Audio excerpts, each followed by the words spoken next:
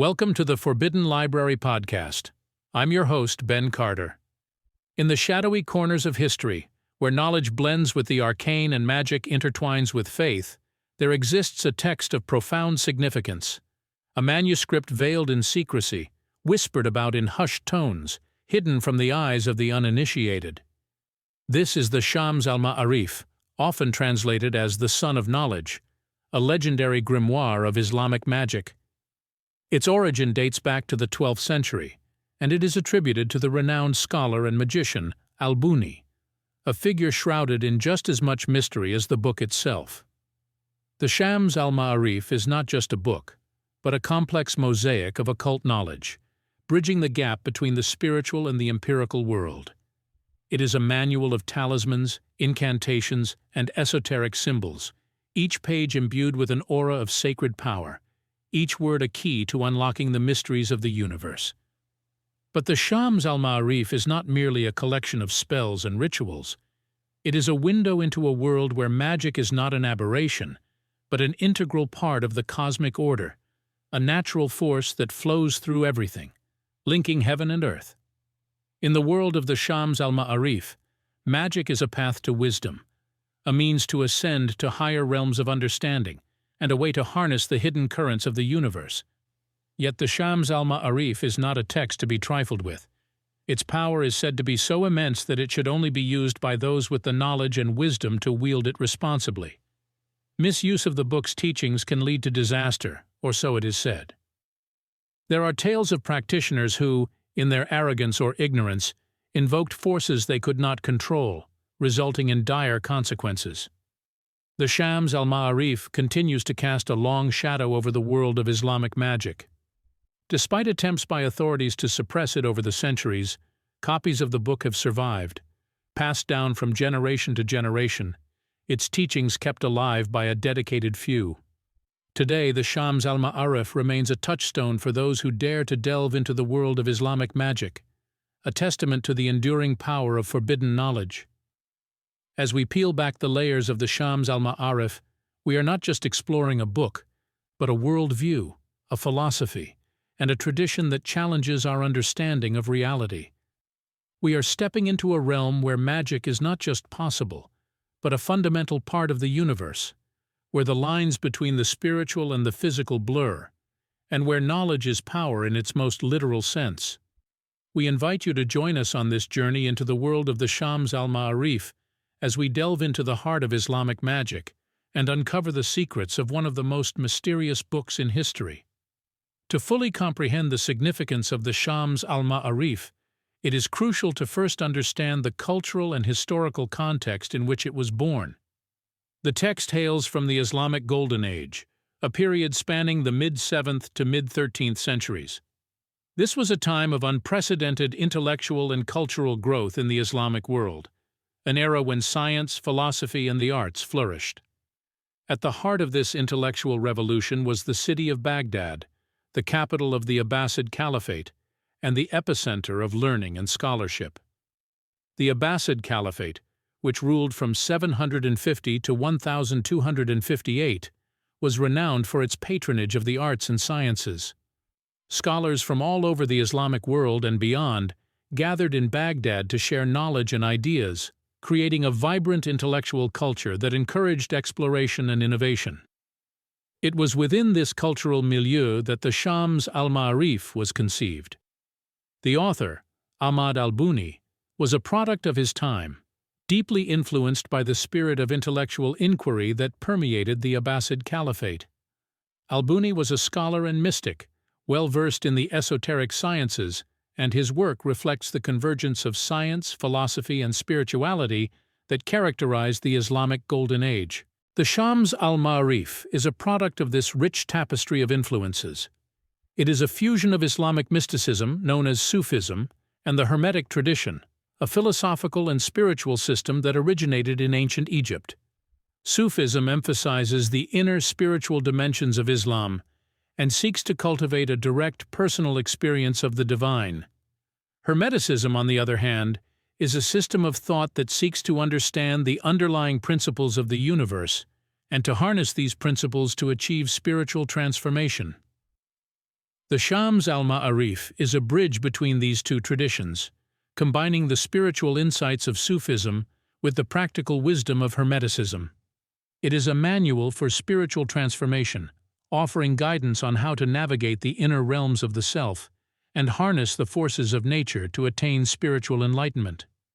The book's influence extended far beyond the borders of the Abbasid Caliphate. It was translated into numerous languages, and its teachings spread across the Islamic world, from Spain in the west to India in the east. Despite its controversial status, the Shams al-Ma'arif continues to be a source of fascination and inspiration, a testament to the enduring appeal of its teachings and the timeless wisdom it contains. The Shams al-Ma'arif, often translated as the Sun of Knowledge, is an extensive manuscript composed of over 300 dense and intricate pages. Its contents are as fascinating as they are complex, covering a wide range of subjects related to mysticism and the esoteric sciences. It delves into topics such as numerology, astrology, talismanic magic, and angelology, often intertwining these concepts with Islamic spiritual and philosophical principles. The core of the manuscript is dedicated to the knowledge and use of magical squares, special arrangements of numbers in a grid that were believed to have potent magical properties. The magical squares, according to Al-Buni, could be used to construct amulets and talismans, which, when properly made and invoked, could influence the world in various ways. They could bring about love or enmity, facilitate healing or harm, and even control the forces of nature. One of the intriguing features of the Shams al-Ma'arif is its insistence on the ethical use of this knowledge. Al-Buni repeatedly warns the reader about the potential dangers of misuse, cautioning that these powers should be used only for good, in line with the moral and ethical principles of Islam. This ethical concern is a reflection of Sufi principles, which emphasize the importance of purity of intention and the pursuit of spiritual rather than worldly gain. The manuscript is also filled with an array of symbols, diagrams, cryptic writings, and magical formulas, making it a visually striking work. These elements serve not only to communicate the teachings of the text, but also to engage the reader in a multi-sensory experience, as deciphering these symbols and formulas requires a deep level of engagement and concentration. The physical copies of the Shams al-Ma'arif are themselves considered to be magical objects, imbued with a power that transcends their material existence. The process of copying the manuscript was seen as a spiritual practice, a form of devotion that brought one closer to the divine. The manuscript's pages were often beautifully illuminated, with intricate calligraphic designs and detailed illustrations, reflecting the reverence in which it was held. Remarkably, the Shams al-Ma'arif has survived for over 8 centuries, testament to its enduring significance. Its teachings continue to resonate in contemporary Islamic mysticism and magic, and it remains a much-studied and much-debated work. Despite its controversial status, the Shams al-Ma'arif has proven to be a lasting contribution to the rich tapestry of Islamic intellectual and spiritual heritage. Delving deeper into the Shams al-Ma'arif, we find an array of key concepts and teachings that form the core of its content. The text is not merely a compilation of spells and incantations, but is, in fact, an intricate guide to the esoteric realm of Islamic magic. The Shams al-Ma'arif begins with an emphasis on the importance of the Arabic language. Al-Buni believed that every letter of the Arabic alphabet had a corresponding numerical value and an associated spiritual power. This association, known as Abjad numerology, forms the basis of many of the talismanic designs and magical squares detailed in the book.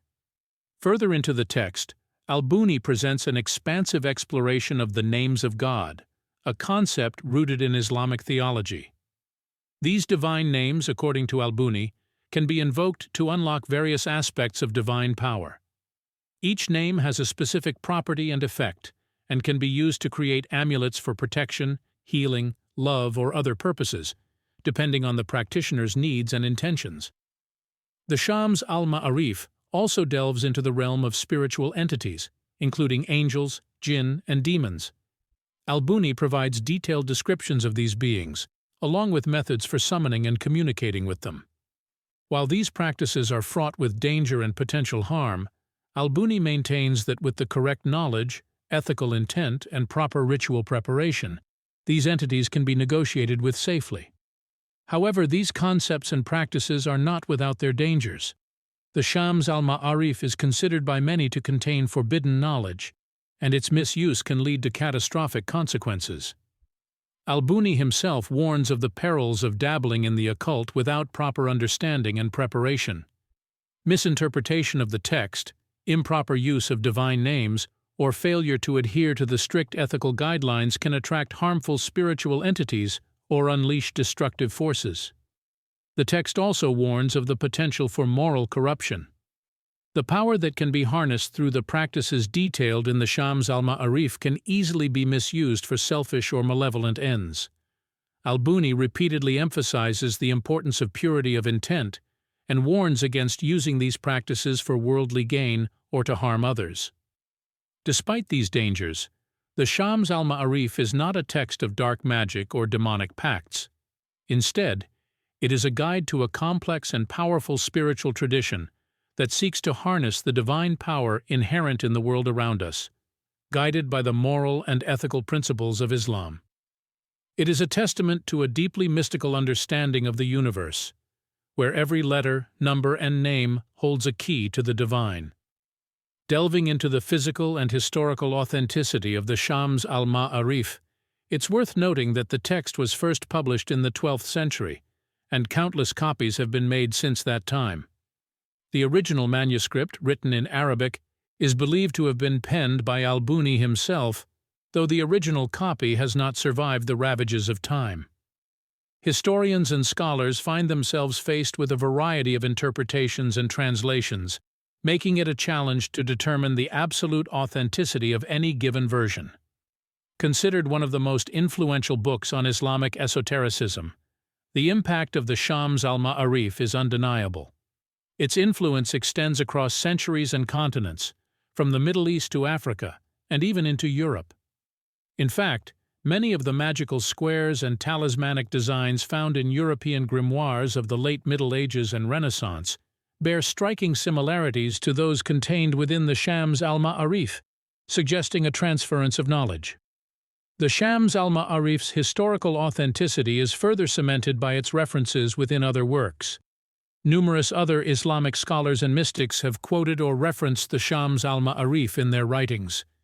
It's mentioned in various occult literature, historical texts, and even in the court records of the Inquisition, where individuals were tried for engaging in magical practices.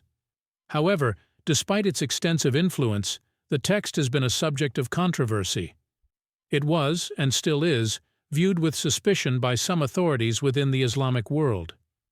There have been periods where possession or distribution of the Shams al-Ma'arif was deemed unlawful, due to its association with magic and the occult. Yet it remains widely read and studied, indicating its enduring significance. As for its physical authenticity, only a handful of early copies of the Shams al-Ma'arif are known to exist. Many of these are held in private collections or in libraries and universities around the world. These copies vary in their completeness and condition, having been subject to the wear and tear of time. Despite these variations, the core teachings and practices outlined in the text remain consistent, further affirming its authenticity. Given the text's significant historical influence and its continued relevance today, it's clear that the Shams al-Ma'arif is a genuine and vital part of Islamic esoteric tradition. It stands as a testament to a rich spiritual heritage that seeks to unlock the divine mysteries of the universe. Despite its controversial nature, the Shams al-Ma'arif continues to captivate those who seek a deeper understanding of Islamic mysticism and the occult. Throughout the centuries, the Shams al-Ma'arif has been a victim of selective censorship and suppression, its teachings often kept within confined circles of scholars and initiates. This gatekeeping has, in many ways, contributed to the aura of mystery and intrigue that surrounds the text. In the Ottoman Empire in the late 16th century, the Shams al-Ma'arif was explicitly banned, along with other texts deemed heretical or subversive. This was part of a broader campaign by the Ottoman authorities to control and regulate the spread of esoteric knowledge, often seen as a potential threat to social and religious order. Those found with prohibited books could face severe penalties including imprisonment or even execution. Yet the Shams al-Ma'arif continued to be secretly copied and studied, its teachings passed down over generations. The censorship of the Shams al-Ma'arif was not limited to the Ottoman Empire. In the 19th and early 20th centuries, colonial authorities in North Africa and the Middle East also sought to suppress the text. This was part of a broader agenda to impose Western ideological norms and undermine indigenous knowledge systems. Ironically, this suppression often led to an increased fascination with the forbidden text. The more it was censored, the more desirable it became to those seeking hidden knowledge. This, in turn, led to a flourishing underground trade in illicit copies of the Shams al-Ma'arif. In the modern era, the Shams al-Ma'arif continues to be a contentious text in some quarters. Certain governments, religious authorities, and scholars continue to view it with suspicion, associating it with superstition, sorcery, and unorthodox religious practices. As a consequence, it is sometimes difficult to obtain a copy of the Shams al-Ma'arif in certain regions, and its study is often discouraged. Yet despite these challenges, the Shams al-Ma'arif persists. Its teachings continue to inspire and guide those who seek to explore the esoteric dimensions of Islamic faith and practice. It remains a potent symbol of the enduring quest for spiritual knowledge and the power of the unseen. For many, the very fact of its suppression only underscores its significance, suggesting that it contains truths that some would prefer remain hidden. This gatekeeping, while often problematic, has only served to enhance the allure and mystique of the Shams al-Ma'arif, making it one of the most enduring and enigmatic texts within the Islamic occult tradition.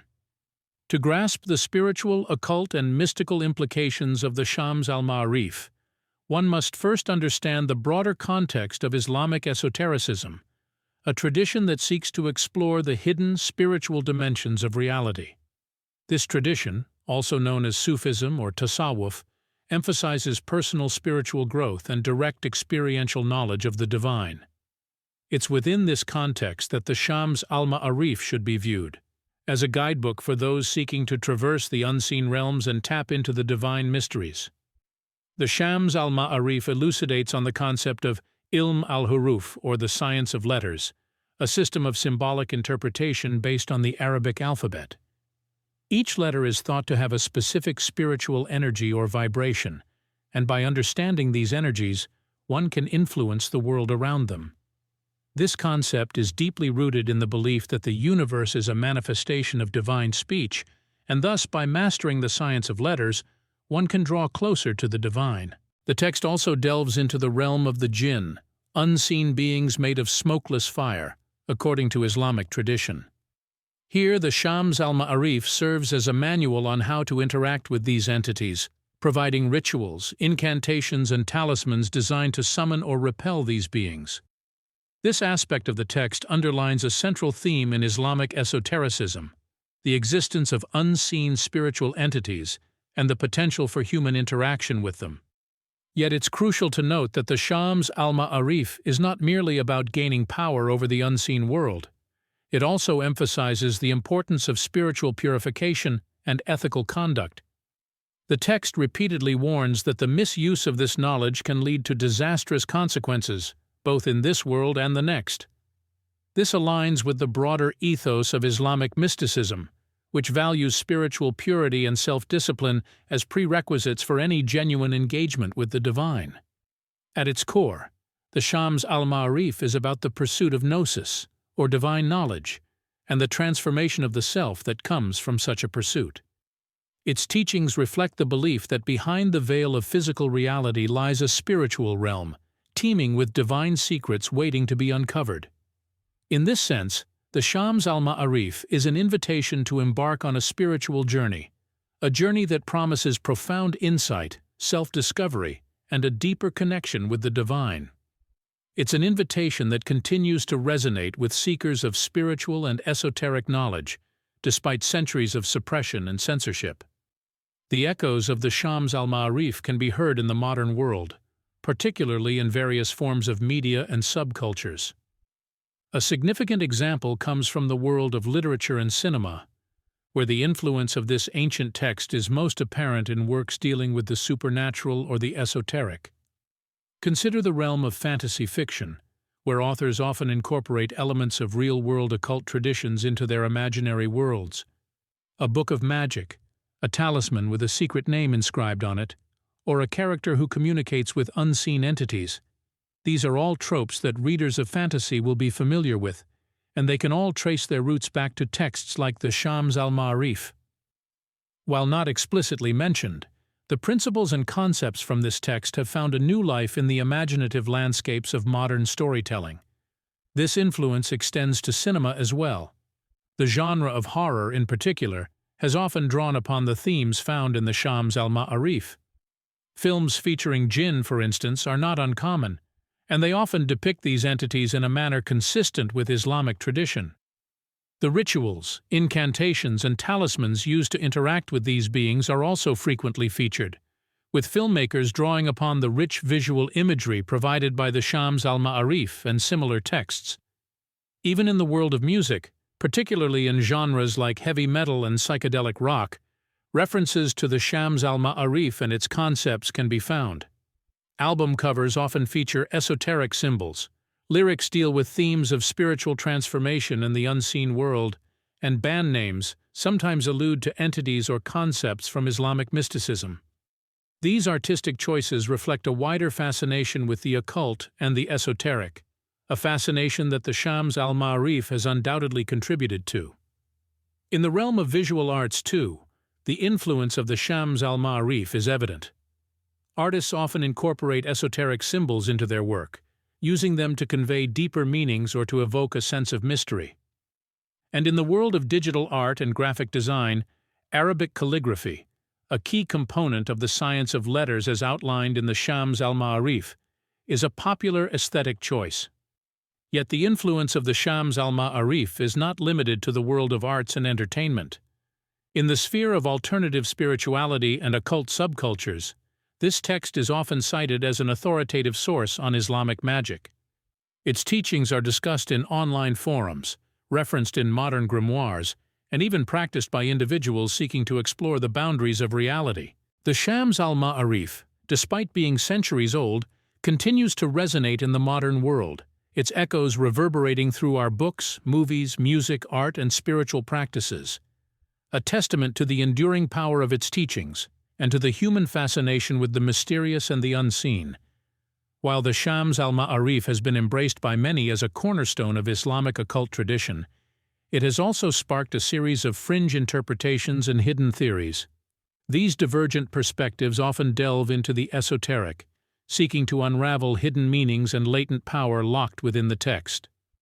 One such interpretation is the belief that the text itself is a form of talisman. Each word, each script, each diagram is thought to hold an inherent magical energy that can be harnessed by the reader. This theory suggests the act of reading the Shams al-Ma'arif is not just an intellectual exercise but also a spiritual one, a ritualistic practice that can bring about transformation and enlightenment. There are also theories that suggest the Shams al-Ma'arif is in fact a coded text, concealing a profound and secret knowledge only accessible to those who can decipher its hidden messages. These theories often revolve around the concept of the science of letters, as laid out in the Shams al-Ma'arif, suggesting that each Arabic letter is not just a means of communication, but a symbol of deeper metaphysical truths. By interpreting the text through this lens, proponents argue, one can unlock the mysteries of the universe. Another interpretation is the idea that the Shams al-Ma'arif is more than just a guide to Islamic magic. It is a roadmap to spiritual ascension. This theory posits that the rituals and incantations outlined in the text are not simply tools to manipulate the material world, but instruments for inner transformation. By mastering these practices, one can achieve a higher state of consciousness and attain spiritual enlightenment. The Shams al-Ma'arif also fuels theories of suppressed knowledge. Some proponents argue that the text is a repository of ancient wisdom that has been deliberately suppressed by mainstream religious authorities. The exclusion of the Shams al-Ma'arif from mainstream Islamic discourse, they contend, is evidence of a concerted effort to hide its potent teachings from the public. Each of these interpretations adds another layer of intrigue to the Shams al-Ma'arif, underscoring the text's enduring appeal. They speak to a desire to unlock hidden truths, to push the boundaries of understanding, and to challenge existing paradigms. Whether they are seen as fringe beliefs or alternative perspectives, these interpretations highlight the Shams al-Ma'arif's status as a compelling and controversial text, a text that continues to challenge, inspire, and provoke. As we close our exploration of the Shams al-Ma'arif, we find ourselves standing on the precipice of a vast expanse of questions and reflections, the answers to which are as elusive as the mysteries contained within the pages of the manuscript itself. The text stands as a testament to the human desire to understand the unseen, to reach beyond the veil of the physical world, and grapple with the metaphysical. It is a reminder, too, of the lengths to which individuals and societies will go to preserve, protect, and, in some cases, suppress knowledge deemed too dangerous or disruptive. The Shams al-Ma'arif, with its complexities and contradictions, invites us to ponder the nature of knowledge and the power it wields. What determines which knowledge is forbidden, which is sacred, and which is mundane? The text forces us to confront these questions, challenging us to reconsider our own perceptions and prejudices. From its cryptic symbols to its esoteric rituals, the Shams al-Ma'arif seems to straddle the boundary between the tangible and the transcendent, the rational and the mystical. It serves as a mirror, reflecting our own fears and fascinations about the unknown. And yet, despite the myriad interpretations and theories, the text retains an air of impenetrability, a sort of cryptic allure that continues to captivate scholars and seekers alike. The Shams al-Ma'arif also raises questions about the nature of power and authority, especially in the realm of religion and spirituality. Who has the right to determine what is orthodox and what is not? Who has the authority to decide what knowledge should be disseminated and what should be suppressed? These questions, though rooted in the past, still resonate today, especially in societies where power is closely intertwined with religious authority. In the end, the Shams al-Ma'arif remains an enigma, a labyrinth of symbols and secrets, a testament to the human quest for understanding. It is a text that invites us to question, to search, and to ponder, even as it withholds its secrets. And perhaps in this withholding, the Shams al-Ma'arif reveals its ultimate truth, that the search for knowledge is a journey, not a destination, a process of continuous discovery and transformation. As we step away from the Shams al-Ma'arif, we carry with us more questions than answers. But perhaps that is the point, for in the pursuit of forbidden knowledge, in the quest to decipher the undecipherable, we find not just answers, but also new ways of seeing and understanding the world. The Shams al-Ma'arif, then, is not just a text. It is a doorway, a portal to a world of mystery and wonder that continues to beckon us, long after the last page has been turned. Thanks for listening. This has been the Forbidden Library Podcast. If you enjoyed today's episode, be sure to follow us wherever you listen to podcasts. And if you'd like to support the show, subscribe to the Forbidden Knowledge Network on Patreon. Subscribe now.